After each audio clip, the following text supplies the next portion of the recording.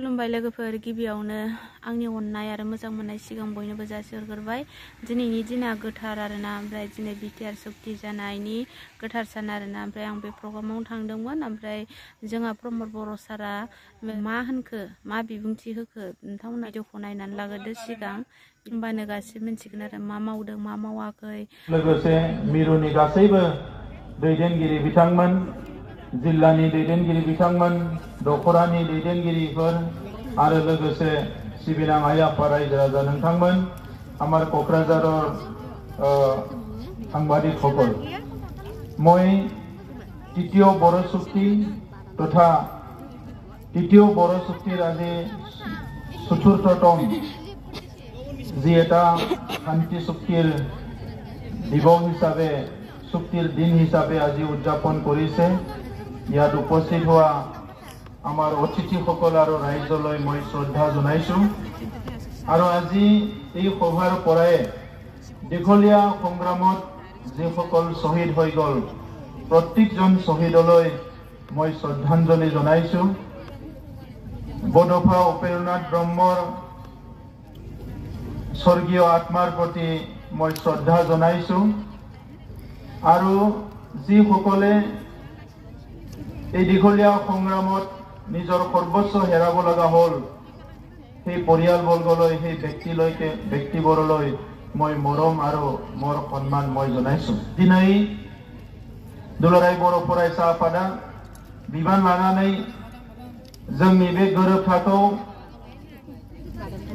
गोरोबथा सानखौ फालिदों आरो बेजों लोगोसे जोंबो सरकारनि फारसेनिफ्राय जोंनि गासै 40 समस्तियाव मोनसे फिसा फिसा रेली लानानै दिनैनि बे सानखौ फालिनाय जादों এটা কাৰণ হৈছে এই অঞ্চলত বসবাস কৰা ৰাইজৰ লগতে অসমৰ ৰাইজে বিটিআৰ অঞ্চলত স্থায়ী শান্তি আহাটো বিচাৰিছিলে চৰকাৰেটো বিচাৰিছে কিন্তু ৰাইজেও বিচাৰিছিলে কাৰণ সেই সময়ৰ পৰিৱেশটো লৈ ৰাইজৰ মাজতো হতাশা ভুগিছিলে যে এই অঞ্চলত যদি স্থায়ী শান্তি পুনৰ ঘূৰি নাহে এই অঞ্চলটো আমি লাহে লাহে ত্যাগ কৰিব লাগিব নেকি এই অঞ্চলত আহি থকা প্ৰজন্মক আমি গৌৰ দিব নোৱাৰিম নেকি আমাৰ লৰা ছোৱালীক আমি ভাল শিক্ষা দিব নোৱাৰিম নেকি আমাৰ অৰ্থনৈতিকভাৱে সেই সময়ত যি পিছ পৰি গৈছিলে এইটো পুনৰ আমি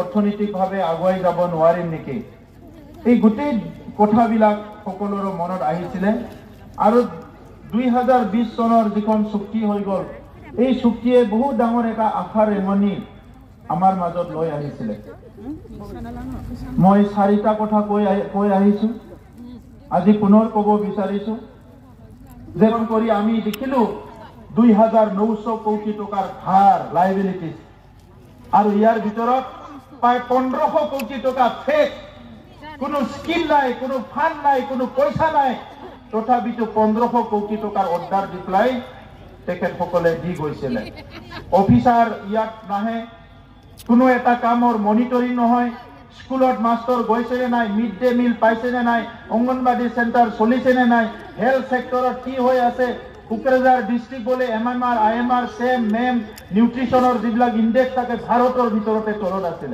কিন্তু আজি আমি ভাৰতৰ ভিতৰত তলত নাই বৰঞ্চ আমাৰ এখন ডিস্ট্ৰিক্ট যি ডিস্ট্ৰিক্টে সবচেয়ে লোয়েষ্ট থাকে যোৱা 15-20 বছৰ মেট্ৰিকৰ চিৰাং ডিস্ট্ৰিক্ট যোৱাবাৰ অল অসমৰ ভিতৰত ফাৰ্ষ্ট পালে এইটো হল এটা শান্তি আনাৰ এটা ডাঙৰ এটা এচিভমেন্ট গতিকে গুড গভৰ্নেন্সটো আমি আনিবলৈ 3 বছৰত চেষ্টা কৰিছো আৰু আমাৰ লক্ষ্যটো ইটো আছিল এই অঞ্চলত 35 লাখ মানুহ বসবাস কৰি আছে ইয়াত এখন কাউন্সিল চৰকাৰ আছিল এই চৰকাৰে যদি এই অঞ্চলৰ মানুহৰ কাৰণে কাম নকৰে কোনে কৰিব এই সময়ত নিখিল বড়ো ছাত্ৰ সন্থাই চিন্তা কৰিছিল এই সময়ত এনডিপিয়ে চিন্তা কৰিছিল সবে চিন্তা কৰিছিল সেই কাৰণে এই চুক্তিটো এই সময়ত বহুত প্ৰয়োজন আছিল আৰু আজি মই ধন্যবাদ দিব বিচাৰিও প্ৰধানমন্ত্ৰী নৰেন্দ্ৰ মোদী ডাঙৰীয়াই এই কথাটো বুজি পাইছিলে অমিত শাহ ডাঙৰীয়া এই কথাটো বুজি পাইছিলে গৃহমন্ত্ৰী আমাৰ মুখ্যমন্ত্ৰী ডক্টৰ হিমন্ত বিশ্ব শৰ্মা ডাঙৰীয়া এই কথাটো বুজি পাইছিলে আৰু এই অঞ্চলটো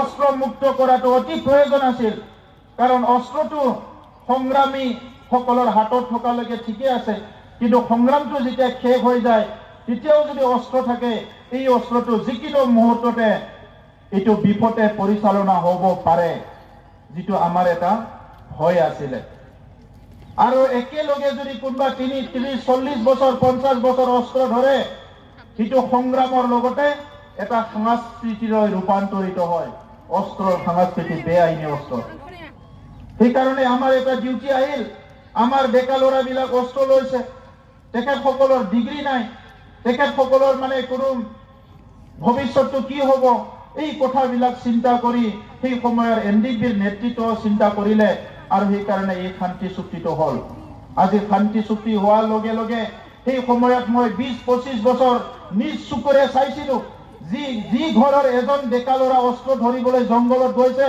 সেই ডেকা ল'ৰাটো যতে থাকক ঘৰখন কেতিয়াও শান্তিত নাথাকে টিভিত যদি কিবা এটা নিউজ ওলাই মা দেউতা দৌৰি যায় আমাৰ ল'ৰাটোৱে মৰিল নেকি নিউজৰ বাতৰি কাগজত যদি কিবা এটা নিউজ আহে লগে লগে হাহাকাৰ হয় আমাৰ গাঁৱৰ ডেকা ল'ৰাজনে মৰিল নেকি মানে গোটেই সমাজটো অশান্তি হৈ আছিল কিন্তু আজি বড়োলেণ্ডত এই পৰিৱেশ নাই যিখিনিটো মৰি গ'ল তেখেতসকল স্বৰ্গবাসী হ'ল শ্বহীদ হ'ল কিন্তু যিখিনি জীয়াই আছে তেখেতসকলে এতিয়া নিজৰ মা দেউতা দাদা ভাই ভনীৰ লগত থাকিবলৈ সুযোগটো পালে আৰু এই কথাখিনি বুজি পোৱাৰ কাৰণে আমাৰ যিখিনি আইবিৰ বিষয়াসকল এছবিৰ বিষয়াসকল আমাৰ হিৰেননাথ ডাঙৰীয়াৰ আগত পল্লৱ ভট্টাচাৰ্য ডাঙৰীয়া আছিলে তেখেতসকলে খুব গোটেই ডিজাইনটো কৰি পেলাই এই শান্তি প্ৰক্ৰিয়াৰ যেটো আৰ্কিটেক্ট হিচাপে তেখেতসকলে কাম কৰিলে মই তেখেতসকলক ধন্যবাদ জনাইছো মানুহৰ জীৱনটো বহুত মূল্যৱান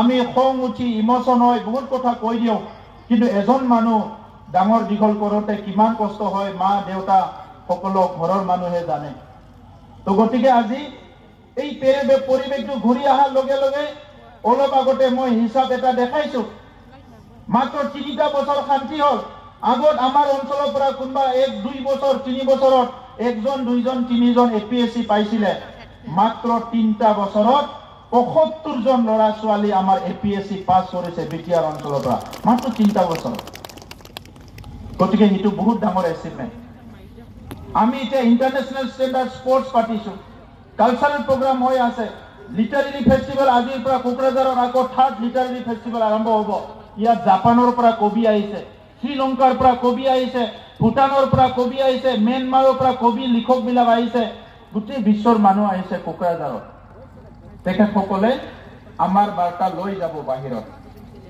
যোৱা বছৰ আমি ইন্টাৰনেশনাল নলেজ ফেস্টিভেল কৰিছো বড়োলেণ্ড ইউনিভাৰ্সিটি প্ৰায় 35 জন ফৰেনৰ ডেলিগেট আহিছে এম্বাসাডৰ 4 জন আহিছে এই পৰিৱেশটো আজি গঢ়ি উঠিল এইটো আমাক লাগে এই পৰিৱেশটো আমাক লাগে আৰু এই পৰিৱেশটো আজি সৃষ্টি কৰাৰ কাৰণে এই সংগ্ৰামী সকলৰ যেটো সপোন আছিল এই অঞ্চলটো বিশ্বৰ কোনো এটা উন্নত অঞ্চলৰ নিচিনা আগুৱাই যাব লাগে এই কামটো এতিয়াহে আৰম্ভ হৈছে এই কামটো এতিয়াহে আৰম্ভ হৈছে বড়োফা উপেন্দ্ৰনাথ ব্ৰহ্মৰ সপোন আছিল যে বড়ো জাতিটো গেৰেমসা বড়ো হাৰি জানাংগো दा दिनै बड'फा उपेन्द्रनाथ ब्रह्मनि जि सिमां बै सिमांखौनो होसोनानै दिनैनि दैदेनगिरिफ्रा खामानि मावगासिनो दङ गोबाङानो गोबां खोथा बुंदों बाहेराव दुलाराय बर' फरायसा आफादनि आफादगिरि दानि दिपेन बर' बिथांनि मुंखौ लानानै बायदिसिना मानसिफ्रा चेलेन्ज खालामनानै बाथ्रा बुंदों मायबा बुंदों सोरखौबा बिटिआर गोरोबथाखौ हाइकर्टआव केस होनानै दोनदों बे गोरोबथाया मोजां गोरोबथा जायाखै माबा माबि होनानै हाइकर्टआव केस होदों सोरबा सोरबि माखासे मानसिफ्रा दिनै बबे गोरोबथाया मोजां गोरोबथा आरो बबे गोरोबथाया गाज्रि गोरोबथा बिएससि गोरोबथाया बेसेबां मोजांमोन बेथ' एकनि सिङावबो नङामोन किन्तु बेथ' जोंनि हारिनि थाखाय जोंहा लाब जादों बिटिसि गोरोबथायावबो माखासे थालांदों बेबो नाथाय जोंनि हारिनि थाखाय लाब जादों दिनै बिटिआर गोरोबथाखौबो हारिनि माबा मोनसे मोजांनि थाखायसो सानलाय हलाय बिजिरलाय रोंगोरा नार्जारी बिथां गोविंद बसुमतारी बिथां इउजि ब्रह्म बिथां आरो गोबां दैदेनगिरिफ्रा लोगो नांनानै सानलाय हलाय खालामनानैसो बे गोरोबथाखौ खालामदों बे गोरोबथाजों जोंनि जेबो खहा जायाखै नाथाय जि टार्गेटखौ दिनै सोरबा साफा सानैया ससियेल मिडियायाव बुंगासिनो दङ ओरै जानांगौमोन ओरै जानांगौमोन ओरै जानांगौमोन सानसेयाव बियो जानाय नङा रायजो राजा नोंथांमोन जुदि जानायमोनबा 1993नि जि सुक्तिमोन बेवहायनो आलादा रायजोआ जानांगौमोन जुदि जानांगौबा 2003 मायथाइनि सुक्तियावनो आलादा रायजोआ जानांगौमोन दा 93आव जायाखिसै 2003आव जायाखिसै नैबे 2020 मायथाइनि गोरोबथायाव जोङो बेखौनो सानबाय जे जोंनि सिमाया अरनांगोन जुदि जोंनो दिनै आलादा रायजो होथ'नो हायाब्ला माखासे जिनिसखौ हो जोंनो जायखौ मोनोब्ला आलादा रायजोखौ मोनथ'आबाबो आलादा रायजोनि जि परिबेस बेखौ दानो हागोन ओंखायनो दिनै सेन्ट्रेल इउनिभार्सिटि NIT माखासे पलिटेकनिकफोर मेनेजमेन्ट इन्स्टिट्युशनफोर स्पर्ट्सनि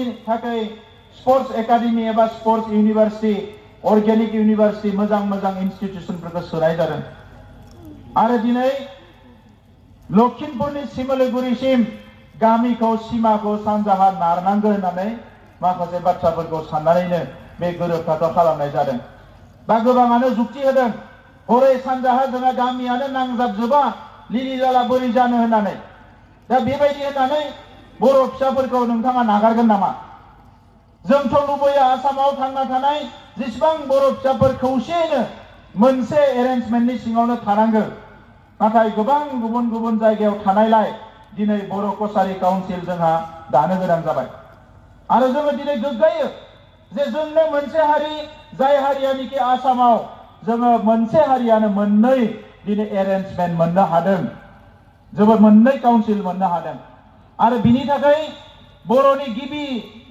गिबिसिन जेनेरेशननि नैथि जेनेरेशननि थामथि जेनेरेशननि जायफोरा रिभलिउसन खालामबाय सोमावसारबाय बिथांमोननो आं साबायखरखौ बावगोन बड'फायाबो बुंदोंमोन बुरलुंबुथुरनि साहा सेरफाङाव आलादा रायजो खोला सेरफाङाव नीलाचल आरो कार्बि आंलंनि बर'फ्रा हिल स्टेटास मोननांगोन साहा सेरफाङाव आलादा रायजोआ जाथ'वाखै नाथाय बेखौ गारनांगोननि खोथा गैया दिनै जोङो खामानि मावगासिनो दङ दुलाराय बर' फरायसा आफादा खामानि मावगासिनो दङ सोरबा साफा सानैया सानसेयावनो जाजानो लुबैयो नाथाय बे लुबैग्रा मानसिया थैबो होआखै गोलोमदैबो होआखै गावनि जिउ बावनायाथ' जुदासै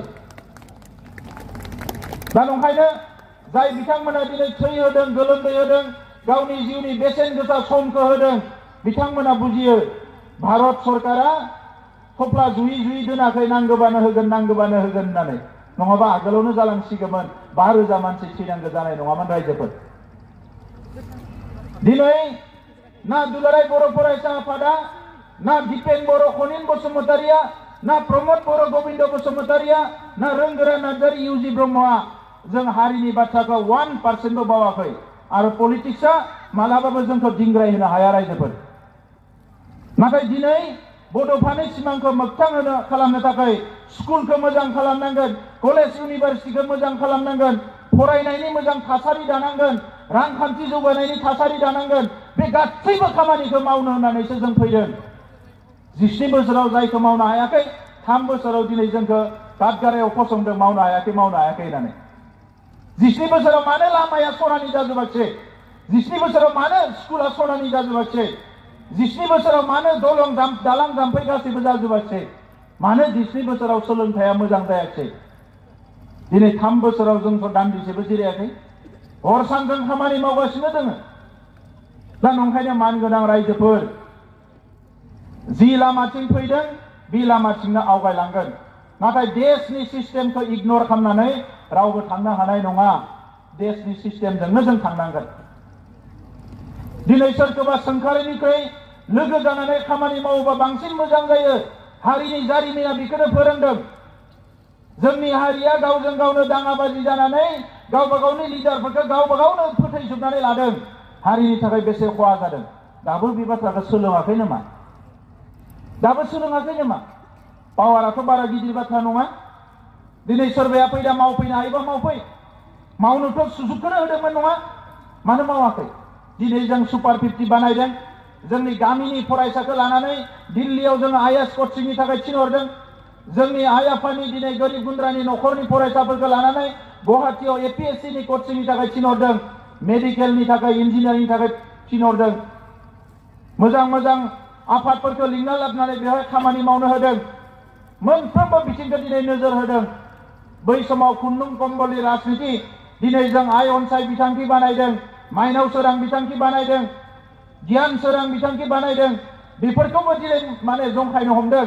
जेरैबायदि 2006 मायथाइयाव रोंगोरा नार्जारिनि दैदेननायाव जेब्ला जोङो सोलोंथाइनि खामानि मावनो साइकेल रेलि खालामदोंमोन, इन्जुरफ्राव लिरदोंमोन, मोजां मोजां स्ल'गान जोंखौ जंखायदोंमोन, इन्जुराव स्ल'गान लिरबा लेखा गोरों जायो नामा होननानै।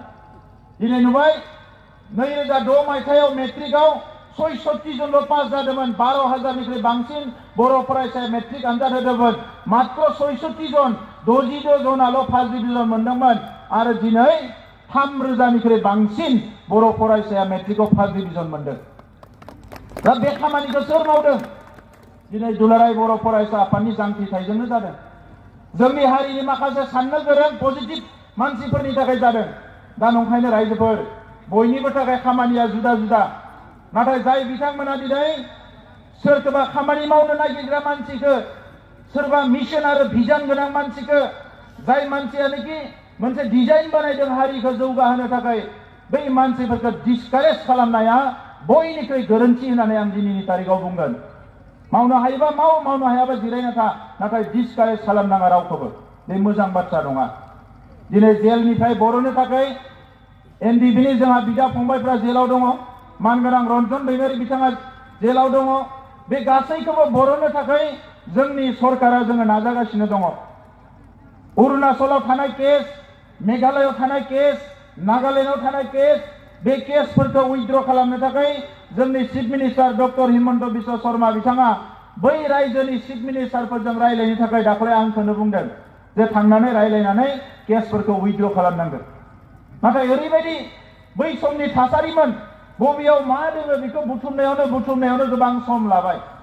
दिनै मुंख्लंफोरनि नामफोरखौबो सोरहाबा केस गैया, सोरहाबा पस्टमर्टम रिपर्ट गैया, बेसेबांबा बुरजा सम लाबाय। नाथाय दिनै बे हिरेन नाथ बिथाङा जोबोद सिनसियार मानसि आरो जोबोद अनसुला मानसि। दा बे हिसाबै बिथाङा बे खामानिखौ धैर्य सहकारे मावै मावै मावै मावै मोनसे लेभेलाव फैबाय। बिटिआर गोरोबथाया जोंनिल' कमिटमेन्ट नङा, बेयो भारत सरकारनि कमिटमेन्ट। दा नंखायनो बेखौ मोनफ्रोमबो हांखोखौ बेवहाय इमप्लिमेन्ट खालामनांगौ बिथांमोननि बिबान। दिनै बर' कसारी काउन्सिलनि समस्ति जानांगौ, इलेक्सन जानांगौ, बेवहाय नांगौ बायदि फान्ड मोननांगौ। बे गासैखौबो लानानै एबसु, इउबिपिअ, बर' कसारी काउन्सिल बयबो रायलायगासिनो दङ सरकारजों। रावबो दान्दिसे समबो जिरायनानै थायाखै। दा नंखायनो हारि दानो फैग्रा मानसिफोरनि गेजेराव कम्पिटिसन जायोबा जानाय नङा। हारि दानाया खुगाजोंल' कम्पिटिसन खालामबा जानाय नङा, मावनोबो नांगोन। दिनै लासै लासैनो जौ जुवानि थासारिया जोबबोदों, मेला होनायनि थासारिया जोबबोदों। नाथाय दाबो साफा सानै मानसिफ्रा बेखौनो जुजिबाय थायो, मेला होनो, जुवा होनो। आसामनि चिफ मिनिस्टार बिथाङा ड्राग्स बन्द खालामदों, गोबां खामानि मावगासिनो दङ। जोंनि ओनसोलाव बेफोर बाथ्राखौ लानानैनो चेलेन्ज खालामो। दाबो साफा सानैया बै 17 बोसोर समाव होनाय बायदि सिरि सिरि बबेयावबा जखमानानै जुवा होनो नागिरो। बे समाज बेरेखा खामानिखौ जों लुबैनाय नङा। सोरबाया दिनै रेस्टुरेन्ट नुदों, धाबा नुदों, जोंहा बुंनांगौ गैया। नाथाय बे रेस्टुरेन्ट धाबायाव जुदि जौ जुवानिसो आड्डा जायोबा, गाज्रि खामानिनिसो आड्डा जायोबा, बेखौ खिन्थु हारिया अराय सम माफ होनाय नङा। जों बेखौ बिजिरनानै नायनांगोन। मावनो थाखाय मेरला खामानि दङ, मोजां मोजां खामानि। जोङो माबा मोनसे गाज्रि थाखाखौथ' मोनगोन, नाथाय बिनिफ्राय हारिया खहा जायोबा, जोंनि जेनेरेशना खहा जायोबा, बेबायदि खामानिखौ मावनायनि खुनु गोनांथि गैया। दा नंखायनो रायजोफोर, जोंनि दानि मिशना जाबाय गेरेमसा बर' माहारि। बे गेरेमसा बर' माहारियानो जोंनि मिशन। जोंनि गेलेनायनि बिथिङाव दुलाराय बर' फरायसा आफादा आन्डार 13 फुटबल होदों। खुनु मोनसे खामानिखौ रावबो गारनानै दोनाखै। जेलनिफ्रायबो गनांगोन, केसआबो जोबनांगोन, मुंख्लंफोराबो थाखा फैसा मोननांगोन, बिटिआर गोरोबथायाबो जानांगोन। लोगोसे हारिया गेरेमसा हारि जानांगोन, आब्रुथि गोनां हारि जानांगोन, सोदोमस्रि गोनां हारि जानांगोन। आरो जिखिनि राव थुनलाइ बायदिसिनानि जेंना, बे जेंनाया आगोलनिफ्रायनो दङमोन। बर' थुनलाइ आफाद, दुलाराय बर' फरायसा आफादा नाजायैनो लासै लासै मोनसेनि उनाव मोनसे सुस्रांगासिनो दङ। आंहा फोथायनाय दङ मोनसे समाव बियो सुस्रांजागोन। कलेज प्रभिन्सियेलाइज जानांगौ, स्कुल प्रभिन्सियेलाइज जानांगौ। बावैसो 10 खान कलेज प्रभिन्सियेलाइज खालामनाय जाबाय। मास्टार थिसननांगौ, बिटिआर ओनसोलाव प्राय 26 मास्टर थिसननांगौ बिसोरनि इन्टारभिउखौ जों लानो थांगासिनो दङ। मोनसेनि उनाव मोनसे खामानिखौ मावगोन, नाथाय हाखा दावरा खामानिफोरखौ मावनानै आगोलनि बायदि गोरोन्थि खालामनायखौ आं लुबैयाखै। जानला मानला मावनानै बबेबा मोनसे सिस्टेमखौ गन्डगोल खालामनाया जोंनि थांखि नङा। दिनै जि खामानिखौ मावगोन फैगौ 100-102 बोसोराव बियो गोख्रों जानांगोन, मोजां जानांगोन। ओंखायनो 99 नि साकरि होबाय, जायफ्रा 1 बोसोर उनाव रिटायार जागोन बिखौबो साकरि होबाय। मोनसे मोनसे जिनिसखौ प्रपारलि मावगासिनो दङ। सिगांनि मानसिफ्रा गोरोन्थि मावना थांनायखौबो जोंनि समाव जों बेखौ कारेक्सन खालामगासिनो दङ। दा बेनिखायनो आं बयनोबो साबायखर बावदों। दिनै बयबो बेवहाय बाहागो लाफैदों। जोंनि जिखिनि डिपिआर बानायनांगौ, स्किमफोरा जानांगौ, बियो लासै लासै जाजोब्बाय। कर'नानि थाखाय बोसोरसे खामानि मावनो हायाखैमोन, दा लासै लासैनो बियो मोगथां महर मोनजोबगोन। दा नंखायनो हारिनि गेजेराव खौसेथि, सांग्रांथि, अनलायनाय, मानिलायनाय बे मोनसे थासारिया थानांगोन। राजखान्थिनि मुङाव गाज्रि थासारि खालामनाया गोदोनि समनि बाथ्रामोन, नाथाय दिनैनि समाव जोङो बेफोरखौ फिन जोंनि गेजेराव जाहाथे फैया। बयनिसिमबो साबायखर बावबाय। आरो दिनै दुलाराय बर' फरायसा आफादनि दैदेननायाव जि मोनसे मेहेरगोनां मेल खुंदों, बेवहाय फैबाय थानाय समाव दुलाराय बर' फरायसा आफादा हारिनि सिनस्रि हिसाबै बे मोनफ्रोमबो आयदाखौ दैदेनलांबाय थागोन, आं बेखौनो फोथायो। रायजो राजाफ्राबो फोथायो। दा बयनिसिमबो आङो गोसो गोरबोनि साबायखरखौ बावनानै आंनि बुंनायखौ बेवहायनो फोजोबबाय। गोजोन्थों। निश्चय नोंथांमोना भिडिअखौ नायनानै एसेबाबो बुजिबाय जानो हागौ। जोंहा सारा मा मावदों मा मावाखै मिथिबाय जानो हागौ। ओमफ्राय नोंथांमोना एसेबां मानि सिरियास लानो नाङा। बिथाङा दि खामानि मावाखै आरियाखै बेफोरबायदि मालायनि खोथाखौ खोनासंनाङा आरोना। ओमफ्राय नोंथांमोना मालायनि भिडिअआवहाय बायदिसिना होननायखौ खोनासंनाङा आरोना। बिदिबा दिनैनि भिडिअआ बेखिनियानोसै। बाय लोगोफोर, नेक्स्ट भिडिअआव थाबैनो लोगो मोनफिनगोन।